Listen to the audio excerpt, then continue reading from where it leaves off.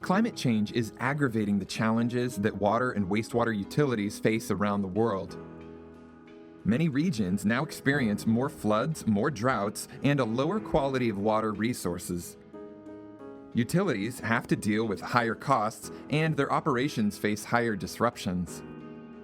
At the same time, utilities also contribute to climate change. They cause indirect emissions from electricity consumption, direct greenhouse gas emissions during operations, and other indirect emissions that are a result of utility services. But there is an opportunity.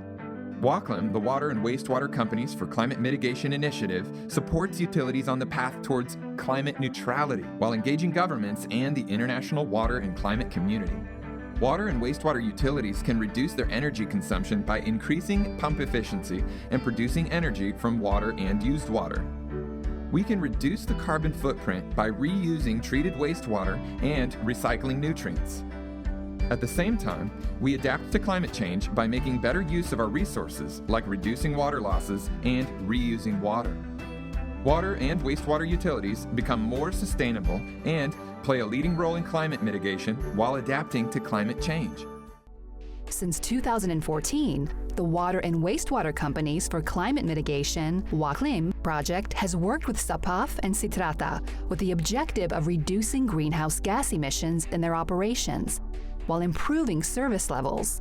The construction of collectors by SAPAF has cut the volume of untreated wastewater by almost 50% in only 2 years, reducing the main source of greenhouse gas emissions that was identified. The commitment with the population of San Francisco is continuous. In sanitation, we are focused on the construction of collectors, capturing wastewater from the sewer system, and directing it to the treatment plant. Citrata has worked to improve the efficiency in all areas of its operations, reducing electricity consumption and costs. It also installed a cogeneration system, which uses the biogas produced during the anaerobic digestion of sludge as fuel. The WaCCliM initiative helps water and wastewater utilities in Peru to adapt to climate change and develop wastewater treatment plants that reduce greenhouse gas emissions. The facility is very efficient. It cleans wastewater by means of a biochemical process that uses oxygen. What used to take 450 units can now be done with just 30. That's a high degree of efficiency. As to gases emitted, they are collected and then burned. Some goes to heat the sludge so it can be turned into compost for use in farming and reforestation.